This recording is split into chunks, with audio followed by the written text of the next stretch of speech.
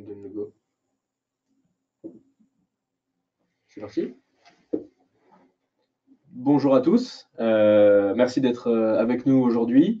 On espère que vous êtes nombreux, puisque vous étiez pratiquement une centaine à vous être inscrits pour entendre l'interview de Julien Morel aujourd'hui. Alors je suis avec Julien Morel, Julien qu'on ne présente plus. Julien, tu es directeur commercial de Nespresso depuis plusieurs années, ça fait bientôt 9 ans, si je ne me trompe pas, que tu travailles chez Nespresso. Tu as été élu manager commercial de l'année 2016 par le magazine Action Co. Et tu as un parcours assez intéressant puisque tu es ingénieur de formation et que tu as travaillé longtemps aux achats avant de passer au commerce. Tout à fait. Donc tu me présentes finalement. Voilà, tout à fait, je te présente. Est-ce qu'il y a d'autres points que tu as notés ? Non, du coup, effectivement, un ingénieur qui passe au commercial, c'est assez rare dans mes collègues, dans mon écosystème, on va dire, mais par contre, je pense que ça fait beaucoup de sens parce que ça crée une complémentarité avec les profils des équipes, donc et la complémentarité des équipes, c'est très important.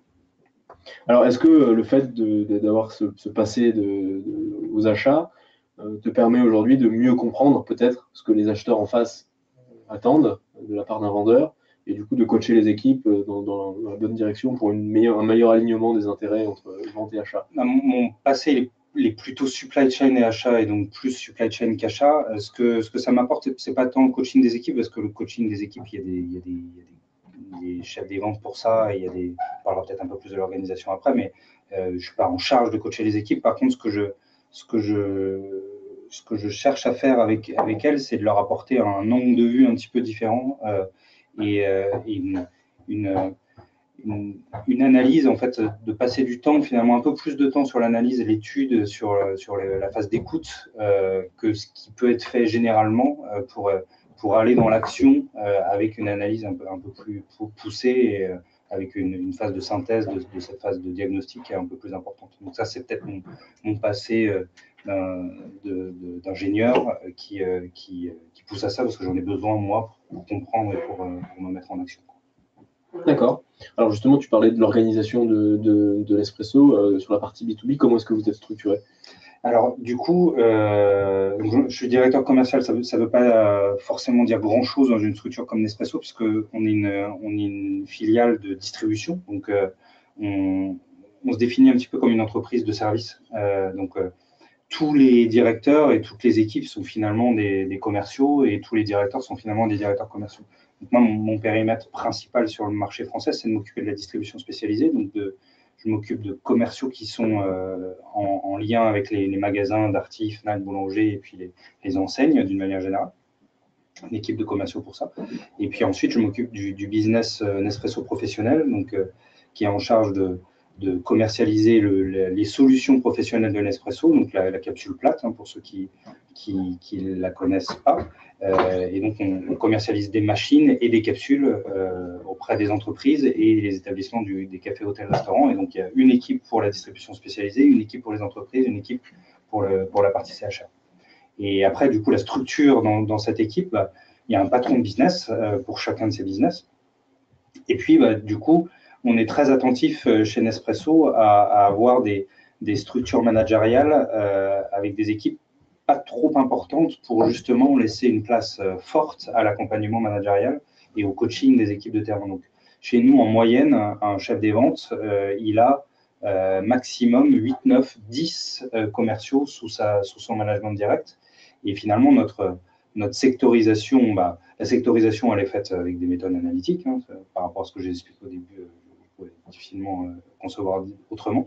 Donc, on regarde les potentiels, la base existante, et puis on structure nos équipes en fonction. Mais on est en pleine croissance parce qu'on a, je reviendrai sur le modèle direct peut-être un petit peu après, mais le choix du modèle que Nespresso a choisi, c'est un modèle de relation directe avec les clients. Donc, du coup, ça impose d'avoir des équipes sur le terrain importantes, et on a de quoi en avoir encore beaucoup plus que celles qu'on a aujourd'hui. Mais dès qu'on atteint un cluster d'une dizaine de commerciaux, du coup, on met un chef des ventes obligatoirement pour les aider à grandir sur leur poste et à devenir déjà meilleurs dans le travail qu'ils ont à faire envers les clients, mais meilleurs d'une manière générale, et à développer leurs compétences et puis leur employabilité d'une manière générale. D'accord. Donc On a aujourd'hui en France, sur la partie professionnelle, on a 150 commerciaux sur le terrain. Et donc, du coup, avec ce que je viens de dire, on a 15-16 managers de proximité qui ont eux-mêmes soit un directeur national de vente, soit directement le patron de la business unit Office Horeca. Puis sur le trade, c'est un petit peu pareil. Il y a un petit peu moins de commerciaux parce que c'est de l'accompagnement de magasins. Et dans l'accompagnement de magasins, il y a une quinzaine de commerciaux. Et donc, il y a 3 managers de terrain. Mais là, il y a des distances un peu plus longues à parcourir parce que c'est une couverture nationale. D'accord. Ok. Alors Julien, on connaît très bien la qualité de l'expérience client Nespresso sur la partie B2C. L'image de la marque est plus à faire aujourd'hui. Et en B2B, où justement, comme tu l'expliques, la relation entre Nespresso et le client passe par des humains, par des commerciaux. Comment est-ce que vous assurez que la qualité de l'expérience client est la même et qu'elle est uniforme dans le réseau? Déjà, avant ça, effectivement, en B2C, on a créé un modèle de relation directe. Et c'était audacieux quand Nespresso s'est créé en 86 et quand c'est créé en France en 89. On a fêté notre 25e année il y a très peu de temps chez Nespresso France. Et du coup, ce qui est important, c'est que ce choix du modèle direct, c'est clé dans notre modèle de commercialisation. C'est-à-dire que pour nous, l'humain fait la différence au contact direct avec les clients. C'est le cas en B2C et c'est le modèle qu'on a dupliqué aussi en B2B. On a créé ce business professionnel en 96, on l'a récupéré au sein du business direct de Nespresso France en 2006. Donc finalement, en modèle entre 96 et 2006, c'était des agents. Donc du coup, là, on a commencé à créer Nespresso professionnel, mais on n'avait pas une relation directe avec nos clients. Depuis 2006, on a vraiment intégré dans le business model de Nespresso France. Et donc, depuis 2006, en fait, on travaille en direct avec nos clients et nos prospects. Et c'est ce qui vraiment fait la différence pour nous dans notre modèle de croissance. C'est vraiment notre axe différenciant sur le marché, au-delà de la qualité de la solution proposée, café machine, grand cru machine. C'est aussi la qualité de la relation qui fait la différence et c'est un axe de différenciation fort. Alors, ça veut dire quoi, une relation directe? Ça veut dire que on est convaincu chez Nespresso que la relation directe est ce qui crée de la valeur sur le marché. C'est pas le tout d'avoir un produit exceptionnel, il faut une relation exceptionnelle. Il faut créer des expériences d'exception. Et ça veut dire quoi une relation exceptionnelle? Ça veut dire non seulement le commercial, il doit avoir une proximité forte avec ses clients et ses prospects, mais le commercial n'est pas seul, il est dans un écosystème qui gravite autour du client. Donc, le centre de relations clients, les techniciens, la supply chain est orientée client, nos équipes digitales sont orientées client. On crée une relation omnicanale autour du client pour multiplier les points de contact et de relation avec lui. Alors, l'analogie B2C, elle est à ce niveau-là, c'est qu'on a le même business model de relation directe avec nos clients et prospects. Le point qui est important à comprendre dans le professionnel, c'est qu'il est faux de penser qu'il suffit de dupliquer une expérience client exceptionnelle B2C, de faire un copier-coller, de la mettre en B2B et que ça va marcher de la même façon. On a longtemps pensé ça, objectivement, chez Nespresso. Et en fait, les attentes des clients professionnels ne sont pas les mêmes. Et les modèles de service pour un client professionnel ne doivent pas être les mêmes de fait. Et donc, on a une organisation qui est vraiment dédiée aujourd'hui aux professionnels avec des prestataires particuliers, avec des services proposés qui sont différents. Et on a même créé un modèle assez audacieux, assez ambitieux, c'est qu'on a rassemblé toutes les équipes qui faisaient du B2B en France sur un plateau commun, pas loin du siège Incentive d'ailleurs, à côté de la porte de Versailles. On a rassemblé toutes les équipes, non seulement commerciales, mais aussi marketing, supply chain, CRC, technique. On les a mis tout ensemble, crédit client, on les a mis tout ensemble sur un plateau pour quand on a une problématique client, une opportunité, un problème à régler, on met le problème au centre et on fait les équipes s'organiser en interdépendance autour de ce problème pour le régler. Et c'est une grande différence par rapport en tout cas, c'est une grande ambition par rapport au B2C, c'est d'accélérer la résolution, soit l'accès aux opportunités, soit la résolution des problèmes. Et en professionnel, il y a il y a un besoin encore plus fort d'interaction entre les équipes et de coordination pour régler les problèmes rapidement. D'accord, parce que peut-être il y a plus d'équipes différentes qui interagissent avec. Il y a énormément d'équipes et il y a des exigences à juste titre qui sont très fortes. Il y a un environnement concurrentiel qui est au même titre qu'au B2C qui est important. Et nous, on pense sur ce marché que peut-être au même titre que ce qui est en B2C, notre différenciation du modèle direct, elle peut se refléter par une grande coordination de toutes les équipes qui sont centrées clients. Et donc, ce mode un peu start-up, de rassembler les équipes ensemble, de faire une sorte de commando B2B, donc Nespresso professionnel avec toutes les équipes ensemble, ça décilote, ça décloisonne les départements et ça crée une ambition commune pour les équipes autour du client professionnel. Donc, pour revenir à ta question originale, oui, on a dupliqué le modèle de la relation directe du B2C qui fonctionne en B2C sur le B2B. Mais nous, il ne suffit pas de reproduire tout ce qui marche bien en B2C pour que ça marche en B2B. Il faut faire du spécifique et c'est ce qu'on a fait chez Nespresso. D'accord. Et justement, ces équipes que vous avez rassemblées et qui s'assemblent autour d'une opportunité ou de la résolution d'un problème, elles s'assemblent de façon ad hoc au fil de l'eau ou vous avez des équipes cross-fonctionnelles qui sont prédéfinies et qui sont Alors, du coup, on essaie de rien figer. Il y a des spécialisations, hein, il y a des experts sur le plateau, des experts évidemment du commerce, mais il y a aussi des experts du client, des experts techniques, des experts de l'administration des ventes.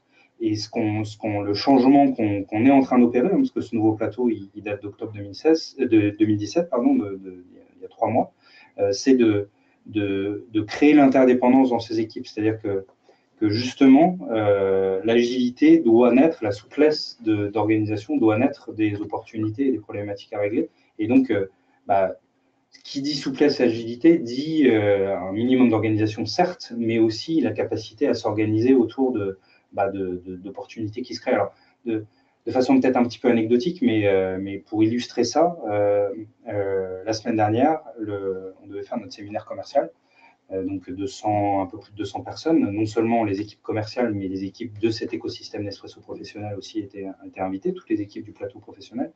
Et on n'a pas pu réaliser notre séminaire parce qu'il y avait des problématiques climatiques, donc on ne pouvait pas se rendre en sécurité sur le lieu de notre séminaire.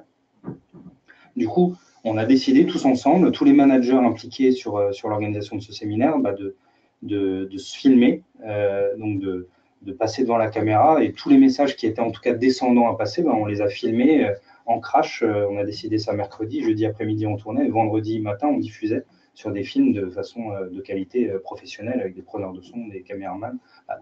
Ça, c'est en mode interne une illustration de l'agilité qu'on doit avoir en mode externe vis-à-vis des clients, en symétrie. En fait, si on est capable d'être agile en interne, alors on sera capable d'être agile aussi en externe. Et c'est une bonne illustration de l'agilité et de la souplesse qu'on met en place chez nous. D'accord. C'est intéressant que tu parles de symétrie. Quand tu as été élu manager de l'année 2016, il me semble que le titre du magazine Action Co qui parlait de toi ensuite, que le magazine titrait Je crois en la symétrie des attentions. Et c'est quelque chose dont j'ai régulièrement entendu parler chez Nespresso en interagissant avec toi et certains autres managers, la symétrie des attentions. Alors justement, qu'est-ce que c'est la symétrie des attentions et comment est-ce qu'on la crée, cette symétrie des attentions en interne? Le concept de symétrie des attentions, on ne l'a pas inventé chez Nespresso. Il est né de Vinette Neyar, qui a écrit un livre dans le milieu des années 90 sur le fait qu'il fallait considérer d'abord ses employés et après les clients. Employees first, customers second. Alors, la symétrie des attentions ne va pas jusque-là, et puis c'était un petit peu provocateur, son livre, mais c'est en tout cas de dire que la qualité de la relation qu'on souhaite donner aux clients, elle est égale à la qualité de la relation qu'on donne à nos collaborateurs. On ne peut pas avoir une entreprise qui considère pas, qui manage pas, qui donne pas une attention particulière à ses collaborateurs et exiger d'eux qu'ils aient une attention forte auprès des clients. On ne peut pas être une entreprise de service, comme on l'est en tout cas chez Nespresso, et pas considérer nos collaborateurs comme nos clients, parce que c'est eux qui font la relation. Sur Nespresso France, c'est un peu plus de 1400 collaborateurs maintenant, et il y en a plus de 1000 qui sont en contact direct avec les clients tous les jours, qu'ils soient B2C ou B2B.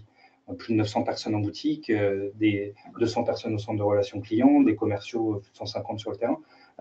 Du coup, c'est eux qui font la relation avec les clients. Et du coup, pour réussir à ce qu'ils fassent une relation exceptionnelle telle qu'on souhaite la créer, il faut qu'en symétrie, on ait une relation exceptionnelle, on vive une relation exceptionnelle de collaborateurs. Donc, c'est ça la symétrie des attentions, c'est l'égalité entre le service qu'on donne aux clients et le service qu'on donne à nos collaborateurs. Alors, ça veut dire plein de choses au jour le jour, et c'est aussi une quête, c'est-à-dire que tout comme La quête d'une expérience exceptionnelle pour les clients, du coup, la définition d'une quête, c'est que on court toujours un peu après, hein, donc il y a toujours des choses à faire, c'est de l'amélioration continue, c'est des changements structuraux à apporter, des révolutions aussi technologiques et de relations à apporter, mais c'est aussi au jour le jour des remises en question permanentes, c'est l'humilité de dire que autour de nous, il y a des gens qui peuvent faire mieux dans certains domaines, et puis on s'aperçoit aussi de choses à changer chez nous. Donc c'est une quête pour le client externe, c'est une quête aussi pour les collaborateurs. Mais du coup, il faut structurer cette quête. C'est ce qu'on a réussi c'est ce qu'on structure chez nous. Par exemple, il faut être clair sur les moments de vérité client. Donc, il faut être clair sur ce qui crée la différence dans une relation entre nos commerciaux, si on parle de Nespresso professionnel, et nos clients ou prospects. Il faut être clair sur le fait que, typiquement, l'installation de la machine chez nous, donc le technicien qui se déplace chez le client pour installer la machine Nespresso pour la première fois chez le client, c'est un moment de vérité. À ce moment-là, il doit être exceptionnel. Le technicien, il doit faire son travail évidemment de façon exceptionnelle, techniquement, mais aussi en termes de relation. Une fois qu'on identifie que c'est un moment de vérité, il faut créer des rituels. Il faut être clair sur finalement les étapes par lesquelles il doit passer, quelques rituels qui vont être reproduits, et quel que soit le client, quel que soit l'endroit de la France où le technicien va installer pour la première fois la machine, ce rituel-là, il doit être répété, et il faut que les clients se disent je sais qu'on est chez Nespresso parce qu'il s'est passé ça, quoi. Et ce moment exceptionnel, cette émotion qui s'est créée, non seulement elle a été créée pour moi, mais je sais qu'on m'en a déjà parlé, j'ai d'autres collègues qui m'ont dit que c'est exactement la même chose chez eux, et ça, c'est une expérience identitaire. On a fait ça en B2C. Par exemple, en B2C, une idée de rituel que peut-être qui va vous parler à tous, hein, c'est le fait que quand on va en boutique, quand on vous remet votre sac de capsules, on fait le tour du comptoir et on vous remet le sac à deux mains. Ça, c'est un rituel qu'on a créé parce qu'on sait que le moment de passer commande en boutique, c'est un moment de vérité de la relation avec Nespresso. En professionnel, on a fait ça, on a déterminé nos moments de vérité. Et une fois qu'on a déterminé nos moments de vérité client, en symétrie, il faut aussi qu'on soit clair sur les moments de vérité collaborateurs. Qu'est-ce qui fait la différence pour un collaborateur qui travaille chez Nespresso? Un des moments de vérité, ça va vous paraître évident, mais du coup, quand on fait un petit peu le bilan de ce qu'on fait réellement, on a plein de choses à faire mieux. C'est qu'on a déterminé, écrit, qu'un des moments de vérité collaborateur, c'était le premier jour dans une entreprise. J'imagine que c'est une incentive, vous avez beaucoup des premiers jours de collaborateurs en ce moment. Super, tant mieux. Bravo. Et du coup, chez nous aussi, on recrute beaucoup de personnes. Chaque année, il y a plus de 200 personnes qui rentrent chez nous. Là, justement, au 8 janvier de cette année, on a eu 40 nouveaux commerciaux qui sont rentrés sur Nespresso professionnel. Alors, 40 nouveaux commerciaux, on a identifié qu'on allait recruter 40 personnes, on va dire en août-septembre de l'année dernière. Et dès qu'on a identifié ça, non seulement on a travaillé à faire que ce soit réel, hein, qu'on arrive à les recruter, ces collaborateurs, mais on a aussi travaillé avec grande attention le premier jour. En l'occurrence, les 2 premiers jours. Il fallait que le 8 janvier, le jour où sur ces 40, il y en a plus de 30 qui ont effectivement fait leur premier jour le 8 janvier. On voulait évidemment, d'un point de vue valeur ajoutée fonctionnelle, qu'ils aient tous leur voiture, leur PC, leur téléphone, leur connexion à Incentive, leur connexion au CRM.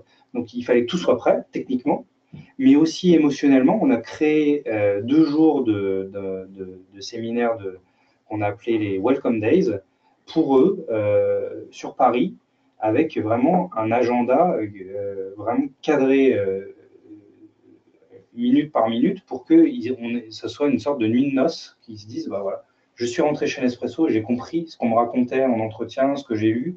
En fait, c'est réel pour moi et je suis vraiment rentré dans une entreprise extraordinaire. Parce qu'on sait que ce moment-là, c'est un moment de vérité. Donc, on a beaucoup investi sur ce moment. Qu'est-ce que ça voulait dire en pratique? Non seulement cette organisation, non seulement une logistique ultra carrée, mais aussi l'intervention de notre directeur général France, qui est venu pendant plus d'une demi-heure parler aux collaborateurs de la stratégie de Nespresso France. Vous imaginez, le premier jour d'entrée dans une entreprise, vous êtes commercial, vous voyez tout de suite votre DG qui vous parle de la stratégie Nespresso. Mon intervention auprès d'eux, alors vous allez vous dire, c'est un peu plus logique, je suis le directeur de leur département, mais malgré tout, le fait que le premier jour, la première matinée de l'expérience chez Nespresso, ils voient leur directeur, c'est pas commun dans une grande entreprise. Et puis ensuite, une présentation de chacune des business units, une présentation des RH, un moment un peu fun le soir. Enfin, Vraiment, tout était fait pour qu'ils se disent, voilà, moment de vérité, on investit sur ce moment. Et ça, cette symétrie de l'attention qu'on porte à nos collaborateurs, on sait que l'investissement qu'on met là, il va nous être rendu en mille par ailleurs. Et des feedbacks qu'on a récupérés d'eux, ils ont effectivement été ébahis par la qualité de la relation qu'ils ont eue sur les premiers jours avec nous. Donc on identifie comme ça ces moments de vérité en symétrie de ce qu'on fait vis-à-vis de la relation client, enfin, avec des clients prospects. On fait la même chose sur les collaborateurs.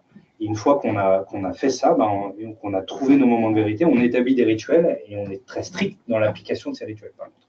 Parce que l'identité, elle ne doit pas se dire, bon, bah là, il y a un manager qui l'a bien fait, il y en a un autre qui ne l'a pas bien fait. C'est que ça doit nous lier finalement, ça doit être notre ADN commun de la gestion des collaborateurs chez nous. D'accord. Alors, justement, comment vous faites pour être strict dans l'application de ces moments de vérité? Notamment, il y a plusieurs niveaux de management, donc il y a une certaine forme de courroie de transmission entre ce que vous décidez comme étant l'expérience standard et son application sur le terrain. Comment vous vous assurez que cette expérience, elle est uniformément retranscrite à la fois côté collaborateur, mais aussi côté client sur le terrain? Je pense qu'il y a deux choses. La première, c'est la communication. Faut vraiment comprendre qu'un manager, quel que soit son niveau dans l'organisation, il est avant tout communicant. Il est là pour communiquer. Et quoi qu'il fasse, qu'il parle ou pas, d'ailleurs, il communique. Et du coup, quand on arrive au bureau et qu'on fait la gueule pour une raison ou pour une autre, que ça n'a pas été bien la veille, pour quelle que soit la raison, que ce soit pro ou perso, on communique quelque chose, qu'on le veuille ou non. Et du coup, son équipe, si on voit arriver quelqu'un qui fait un peu la tête, qui n'a pas l'air bien, ça leur envoie un message et on ne contrôle pas le message que ça envoie d'ailleurs. Ça peut être dire, il n'est pas motivé, les résultats ne doivent pas être bons, il a reçu une mauvaise nouvelle, du coup, qu'est-ce qu'on va devenir, et ça, malheureusement, on ne peut pas l'empêcher. Donc, du coup, il faut vraiment être attentif sur la communication. Évidemment, quand on est communicant, il faut beaucoup investir sur la façon dont on communique les messages. Le fond est évidemment important, mais aussi la posture et l'alignement entre tout ça est très important. Donc, il faut vraiment travailler son aspect communicant quand on est manager, quel que soit encore une fois son niveau.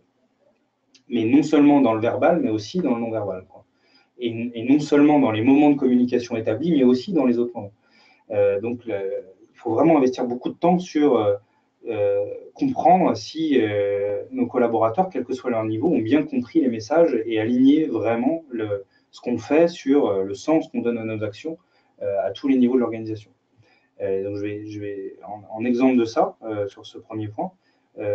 Par exemple, notre DG, le comité de direction de manière générale en France, on a des instants de communication établis dans l'année qui sont maintenant devenus des rituels. Donc, tous les ans, au mois de février, il y a une webcast du DG à l'ensemble des collaborateurs qui commente les résultats de 2017 et qui engage, là sur cette année, qui commente les résultats de l'année d'avant et qui engage sur l'année en cours. Tous les ans, depuis maintenant plus de 7 ans, je pense, au mois de juin, il y a l'événement annuel qui est organisé sur 2 journées pour fermer aucune de nos boutiques. Donc, on split les boutiques en deux, on split le CRC en deux, on split les commerciaux en deux. Et puis, du coup, sur 2 journées, on fait un événement institutionnel qui est pas très message descendant, qui est plutôt très participatif avec des interventions externes. Tous les ans, au mois de novembre-décembre, on a un événement qui s'appelle les Strategic Meetings avec nos collaborateurs. Tous les ans, au mois de septembre, il y a un journal interne. Donc, on a des moments institutionnels ritualisés de communication très forts. Et après, dans chaque département, on a aussi nos rituels. Au niveau du commerce, c'est un séminaire national au début d'année pour lancer l'année. Et puis, c'est des réunions régionales de rentrée au mois d'août, plus global à la fin du mois d'août. Donc, la communication est clé. Il ne faut vraiment pas sous-estimer ça. Il faut passer d'ailleurs plus de temps sur ça que sur le contrôle, le micro-contrôle des équipes. Et au contraire, il faut leur laisser la liberté et la permission de faire des choses. Ça, c'est le premier point. Et le deuxième point, et c'est très important, tant en interne qu'en externe, c'est d'être très explicite sur ce qu'on souhaite, sur l'ambition, sur la vision. Il ne faut pas laisser la place à l'interprétation. Et donc, il faut s'assurer que les messages qu'on passe, ils sont clairs, ils sont bien compris. Et ça rejoint, pour les clients, c'est pareil. Il faut bien comprendre le besoin du client, il faut approfondir la phase d'écoute, mais il faut aussi bien être clair sur les messages qu'on fait passer aux clients et sur ce qu'on apporte comme solution.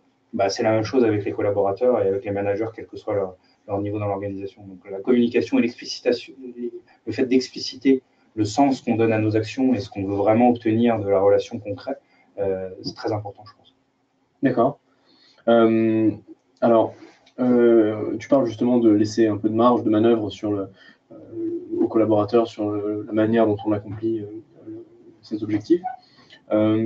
En début de la série de webinaires, on a interviewé Graham Hawkins, qui est l'auteur d'un livre qui s'appelle The Future of the Sales Profession, et qui défend un point de vue selon lequel il n'y a pas de futur pour les quotas de vente et les commissions, parce que ça désaligne les intérêts du commercial et les intérêts du client. Et du coup, ça nuit à la qualité de l'expérience client et à la satisfaction client, parce que ça pousse le commercial à faire des choses qui ne sont pas dans l'intérêt du client. Est-ce que chez Nespresso, vous avez un système de pilotage, de mesure pour vos commerciaux, puisqu'on sait que les métriques et les quotas, enfin les objectifs, c'est très important dans la donne d'une forte vente. Est-ce que vous avez un système avec des métriques différentes qui prônent l'alignement des intérêts du commercial et du client et qui s'assurent de la bonne application de votre stratégie partout en France? C'est un peu différent chez nous parce que, en fait, mais réellement, enfin, sans malice, quand on est convaincu et on sait finalement, donc c'est une conviction forte, que quand on vend Nespresso à un client, qu'il soit entreprise, CHR, donc café, hôtel, restaurant ou à domicile, c'est aussi gagnant pour le client. Donc du coup, on est aligné en fait quand on objective nos commerciaux sur des objectifs de vente. Et, du coup, en fait, on rend aussi service aux clients entreprises. Et si je prends cet exemple-là, par exemple sur l'entreprise, pour illustrer ça, on a prouvé, on a même remis à jour en 2017 cette étude que le café avait un rôle sociétal dans l'entreprise. C'est-à-dire que l'instant de pause, pour plus de 92% des collaborateurs, l'instant de pause en entreprise, il est crucial. Et il va le devenir d'ailleurs de plus en plus, puisque avec les nouvelles, avec la progression technique, technologique, on peut travailler à la maison de la même façon qu'on travaille au bureau, finalement, avec la progression de tous les outils. Donc, en fait, quand on vient au bureau, il faut avoir un avantage, il faut y aller pour créer de la relation avec ses collègues, parce que si on vient au bureau pour travailler à son bureau et pas avoir de relation, autant rester chez soi, quoi.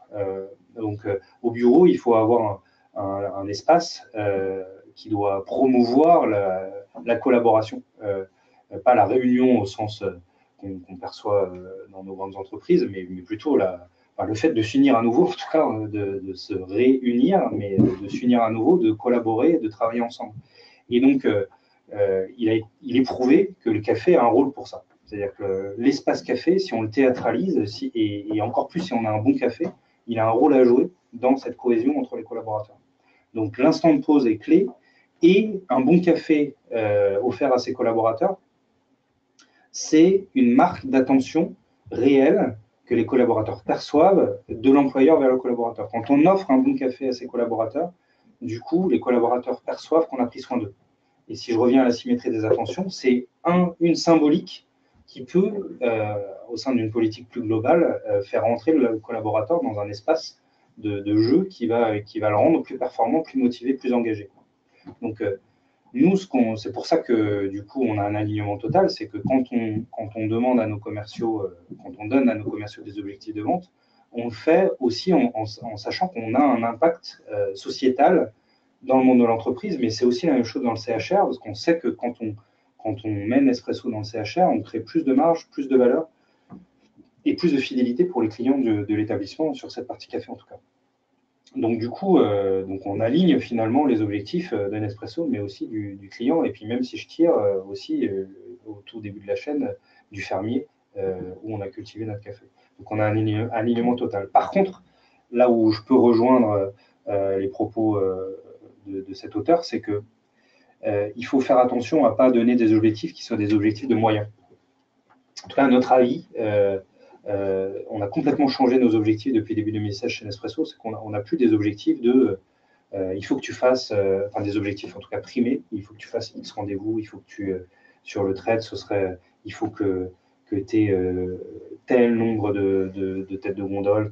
C'est des objectifs qui sont suivis, qui sont monitorés par le manager, mais qui ne sont pas objectivés en termes de monétaire, en termes de commissionnement. On ouvre et on aligne justement les objectifs sur les objectifs de l'entreprise, quoi. Et donc, l'objectif de l'entreprise, c'est de faire de la croissance. Si je prends Nespresso professionnel, on a une forte ambition de croissance, hein. On a pour objectif on avait pour objectif entre 2015 et 2020 de doubler. Donc là, on est à peu près à mi-parcours et on est vraiment en ordre de marche. Du coup, si l'objectif, c'est de faire de la croissance, nos commerciaux, on leur donne des objectifs de croissance, quoi. Et c'est principalement là-dessus qu'on va les attendre. Et du coup, finalement, on ne restreint pas leur créativité et leur capacité à prendre des risques et à prendre des initiatives par le système de rémunération qui, lui, peut être bloquant. Si je prends une analogie dans le monde du B2C aussi chez nous, c'est que pendant longtemps, on objectivait nos boutiques Nespresso sur les ventes de la boutique. Et ça, c'était contre-productif parce que du coup, on sait que ça a du sens pour le client et donc pour Nespresso de développer l'omnicanal et de développer la relation de nos clients et prospects avec un maximum de canaux qu'on leur met à disposition. Et si on objective la boutique sur les ventes de la boutique, du coup, là, on crée une contradiction entre les objectifs de l'entreprise qui sont alignés avec ceux du client et l'objectif de Nespresso. Donc, du coup, et l'objectif de la boutique. Donc, si on crée un désalignement, là, du coup, on ne va pas dans le bon sens. Et donc, depuis maintenant, là aussi, 2 ans, la boutique, elle est objectivée sur le chiffre d'affaires de la zone de chaque indice. Et là, du coup, on crée du sens parce qu'on crée un alignement total. Si l'entreprise va bien, la boutique va bien, le client va bien et tout va bien. D'accord, donc il y a un vrai sujet d'aligner quand même les objectifs très important, avec les intérêts du client pour s'assurer que le commercial soit bien aligné. Et du coup, nous, ça marche bien parce qu'on sait que quand on vend Nespresso, on est aligné sur l'intérêt du client, il n'y a pas de déception. D'accord. Vous avez une méthode un peu particulière de définition des objectifs de vente pour les secteurs en B2B? Alors, du coup, là aussi, c'est une quête, hein, on progresse, mais l'ambition, c'est en tout cas qu'il y ait un travail d'alignement entre les ambitions globales et la capacité de chaque secteur. Donc, chaque chef de secteur, chaque commercial sur son secteur établit son objectif, travaille sur un business plan, donc va faire un plan d'affaires de son secteur en disant moi, je suis commercial de l'office, je connais bien mon secteur, il y a telle catégorie socio-professionnelle d'entreprise, j'ai telle masse de prospects, on lui met à disposition les chiffres pour travailler ça. Et du coup, chaque commercial a travaillé, par exemple, en 2017 sur son plan d'affaires de l'année 2018. Donc, ils ont fait des bridges. Hein, ils se disent, voilà, j'ai atteint 100 de chiffre d'affaires l'année dernière. Je pense l'année prochaine, je vais pouvoir atteindre 120 et voilà comment je vais faire. Du coup, au niveau de la région, le chef de région, il compile ça. Et puis lui, du coup, il fait son agrégat, il prend des sécurités à certains endroits selon le niveau de confiance qu'il a eu du business plan qui a été présenté au même titre qu'une startup qui présenterait devant un banquier, finalement. Du coup, le CVR, il se positionne un peu aussi là pour dire quel est le niveau de confiance que je vais prendre. Je construis mon business plan à moi et le business plan du CVR, il est présenté au patron de la business unit entreprise dans ce cas-là, qui lui fait pareil, il va prendre chaque région et puis il va dire voilà quel est mon business plan. Et ensuite on vient réaligner cette vision bottom-up avec la vision top-down qui est de dire nous on attend de nous de faire X pour doubler à horizon 2020, voilà combien il faudrait qu'on fasse, est-ce qu'on est aligné ou pas. Et quand on fait confiance aux commerciaux pour travailler leur plan, que c'est pas uniquement descendant à dire tu dois faire tant et du coup ça désengage, ça engage en tout cas pas le commercial sur la réalisation de ses objectifs, du coup on s'aperçoit qu'on peut faire plus que celui qu'on obtiendrait en faisant du top-down. On a plus d'ambition de terrain que celle qu'on pourrait figer par des méthodes strictement analytiques. Parce que le commercial, il se sent plus engagé et donc du coup, il veut aller chercher plus loin. Donc en fait, quand vous faites les objectifs bottom-up, vous avez un total qui est plus haut que quand vous faites top-down. Il ne faut pas trop leur dire, mais c'est ça la réalité. Parce que du coup, et c'est pas non seulement on a des objectifs plus hauts, mais ils réalisent plus haut. C'est-à-dire que ce n'est pas des objectifs qu'ils ne vont pas faire, ils les font. Parce qu'ils sont vraiment impliqués dans la définition de ces objectifs et c'est ça qu'on cherche à systématiser. Il y a certains commerciaux qui sont plus prêts que d'autres à le faire et qui sont plus à l'aise avec ce genre de méthode. Et ceux qui sont moins à l'aise, on ne les laisse pas sur le côté. On a un manager qui va les aider et du coup qui va les accompagner dans la construction de ce business plan. Mais l'objectif, c'est vraiment de réaliser ça, voire même à terme qu'on n'ait plus de top-down, que tout soit fait suffisamment en amont et en anticipation pour que ça devienne notre objectif. D'accord. Ok, très bien. J'ai une autre question qui m'échappe. C'est pas grave, je vais la retrouver. Si tu devais conseiller 2 ou 3 changements clés à mettre en œuvre rapidement pour pour un directeur commercial pour travailler sur son expérience client, qu'est-ce que tu conseillerais?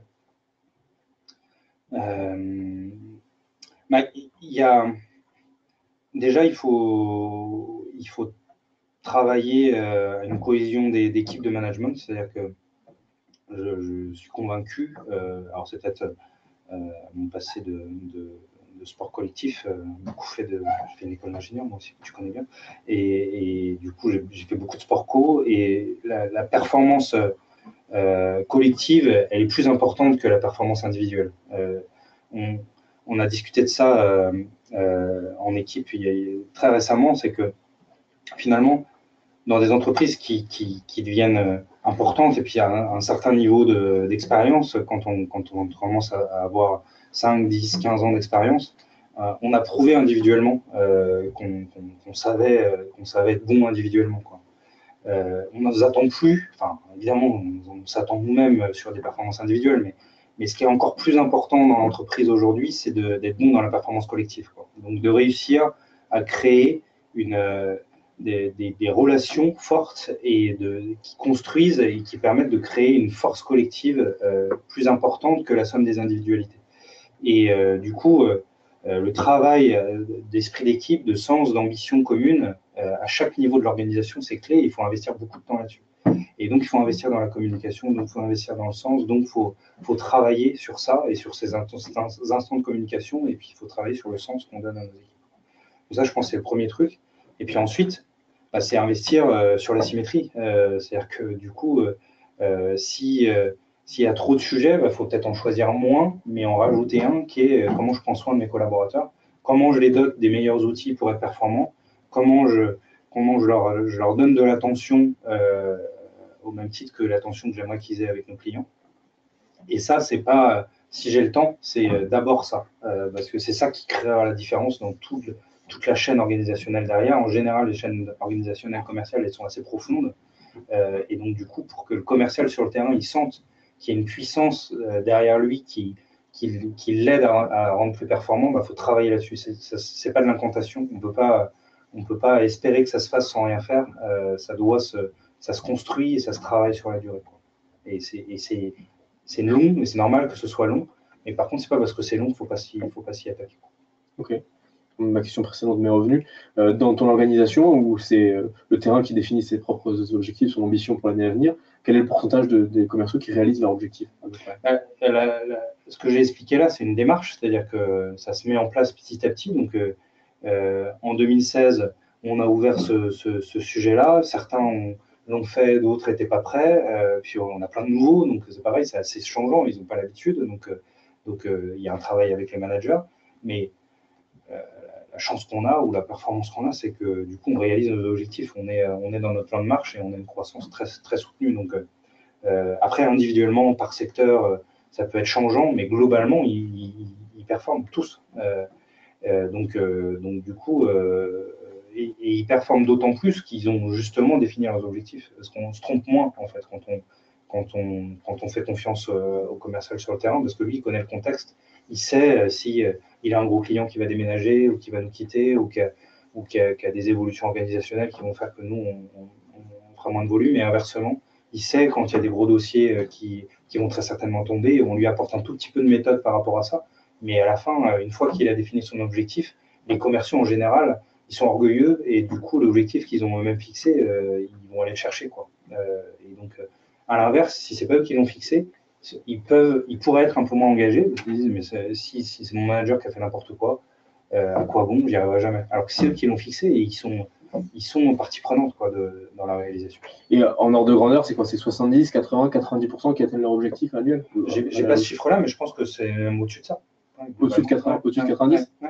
D'accord. Parce que la moyenne des organisations, c'est 40 à 50% des commerciaux qui atteignent leur objectif. Ouais, après, du coup, on est sur un business, nous, qui surperforme même par rapport à ses objectifs. Donc, du coup, si le global surperforme, du coup, dans les équipes, ça surperforme aussi. En tout cas, c'est notre souhait, c'est-à-dire qu'on veut vraiment un alignement entre la surperformance globale, enfin, on veut de la surperformance globale, et on veut que la surperformance globale elle soit reflétée dans la surperformance sur le terrain. Et donc, plus on arrivera à engager les commerciaux dans l'établissement de leurs objectifs, plus je suis convaincu que ça va encore plus booster le global, mais en plus que chacun localement sera encore plus au rendez-vous de ses objectifs. Ok. C'est ça l'idée. Ok. Alors, si j'essaie de résumer en quelques mots ce qu'on s'est dit, pour obtenir une expérience client extraordinaire, il faut avoir une relation directe avec ses clients, il faut travailler sur la symétrie des attentions entre ses collaborateurs et ses clients et identifier le moment de vérité à la fois interne et externe. Et il faut créer un alignement parfait entre les intérêts du collaborateur, du commercial et ceux du client, y compris dans les métriques et dans le pilotage. Ceux du commercial, ceux de l'entreprise et ceux du client. Et après, il faut avoir une relation directe. Ça, c'est plutôt un avantage compétitif que nous, on a et qu'on doit investir parce qu'on a la chance, on a eu l'audace de choisir un modèle de relation qui est direct avec nos clients et nos prospects. Et ça, pour nous, c'est un avantage différenciant clé dans notre relation. C'est-à-dire que si une entreprise ne l'avait pas, il ne faut pas qu'elle mette la clé sous la porte. Ce n'est pas ce que je suis en train de dire. En tout cas, ce qui est sûr, c'est que d'investir sur la relation avec ses clients, pour nous, c'est essentiel et c'est un asset incroyable de notre business model. D'accord. OK. Alors, avant de passer aux questions du public, on en a quelques-unes. Une dernière question pour conclure cette interview. Selon toi, à quoi ça ressemblera l'organisation commerciale du futur? Dans 10 ans, 15 ans, ce sera quoi une organisation commerciale type? Je ne sais pas, parce que je pense que dans 10-15 ans, je ne connais même pas les métiers, la majorité des métiers qui existeront sur le marché. Ce qui est sûr, c'est que la révolution omnicanal qu'on vit, on la déploie, nous, chez Nespresso Professionnel, et je pense que ce sera une réalité pour toutes les entreprises, de B2C, de B2B, c'est qu'il faut une intégration complète, il faut répondre à des besoins fonctionnels et émotionnels de nos clients et prospects, même les anticiper. Donc la relation commerce, enfin, l'organisation commerciale dans 10-15 ans, elle sera omnicanal. Et moi, j'espère qu'elle sera humaine, c'est-à-dire que, en tout cas, je sais qu'elle le sera chez Nespresso, c'est-à-dire que elle doit d'abord investir sur l'homme pour que l'homme délivre et soit engagé auprès du client.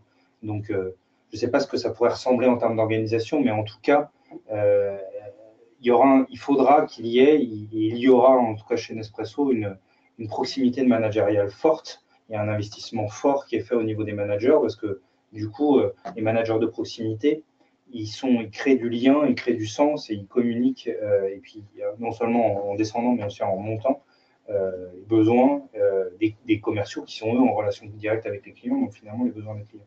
Donc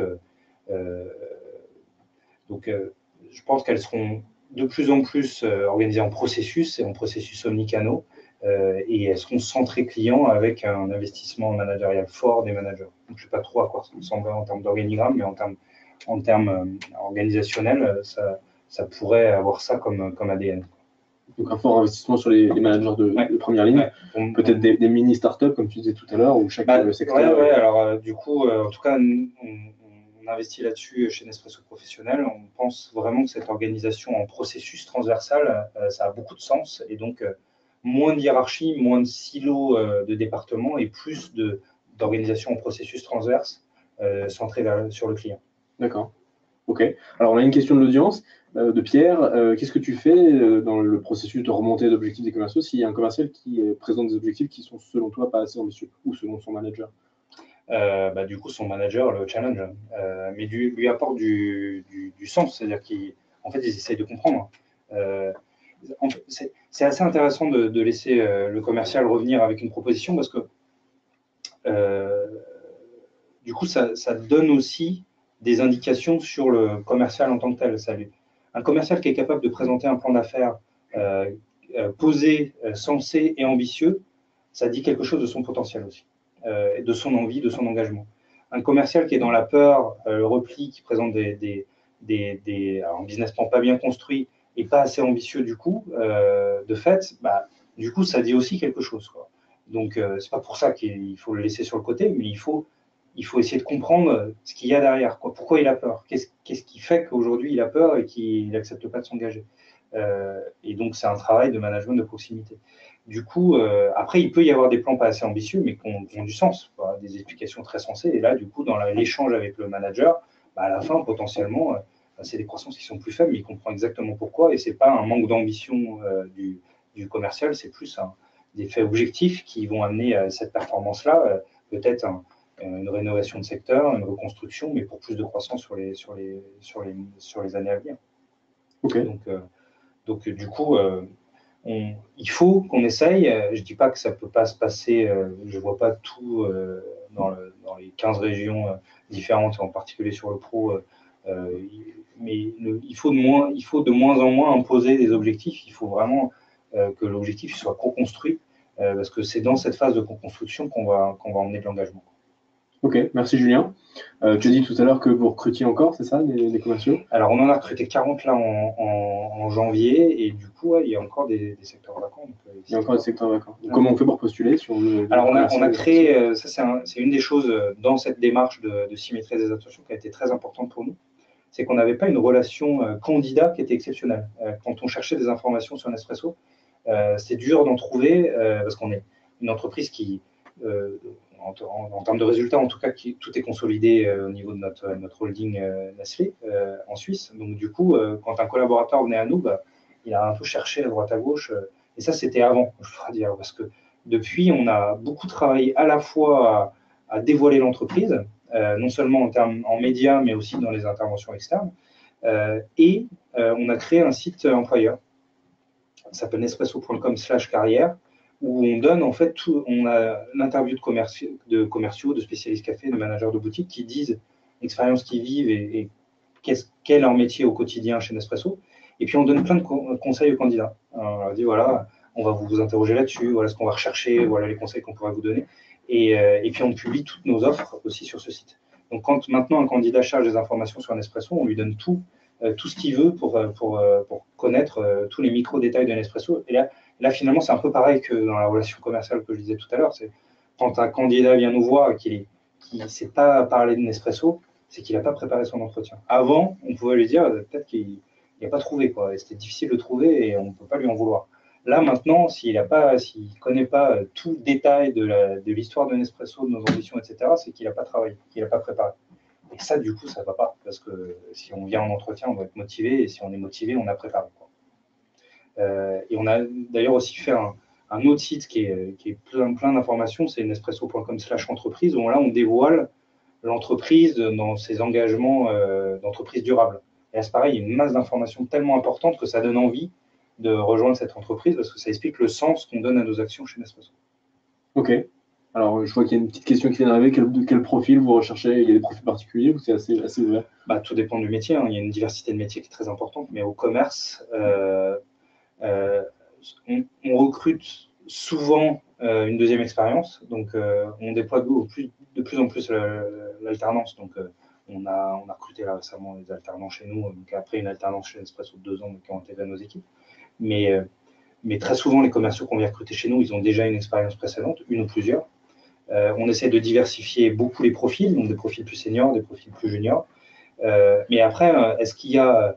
on est plus attentif à la personnalité et à la capacité du candidat, en tout cas dans la perception qu'on va avoir du candidat de s'engager dans la relation avec ses clients, avec ses collègues, qu'un type d'école particulier. Donc c'est plutôt la qualité de la relation qu'on va juger plus que la qualité de l'école qui a été faite. Alors après, on a un niveau minimum d'école, c'est sûr, enfin je ne sais même pas vous te le dire là, donc ça veut dire que ce n'est pas ultra normé, ça. Par contre, c'est la qualité de la personnalité et de la relation qu'on va juger. Ok. Julien, un immense merci pour ce témoignage. En 2 mots, pour ceux qui ne nous connaissent pas, Incentive, on est l'application mobile de coaching des commerciaux. Donc, c'est un petit peu comme vos applications de course à pied, de santé connectées, pour animer la performance de vos commerciaux, leur diffuser les informations sur leurs objectifs, animer des challenges, communiquer avec eux de façon régulière, quotidienne, sur un format ultra moderne et booster les résultats. N'hésitez pas à consulter notre site incentive.com pour en savoir plus. Et donc, Nespresso est client d'Incentive depuis un certain temps maintenant pour animer aussi la performance de l'équipe commerciale au quotidien. Voilà. Merci Julien. Merci. Merci à vous de nous avoir écoutés aujourd'hui. Ne manquez pas le prochain webinaire de la série demain à 11h30 avec Fabien Lucron de Primeum qui viendra nous parler de rémunération variable dans un monde digital. Et puis bien sûr, ce webinaire sera disponible à la demande en replay dans quelques jours. Merci.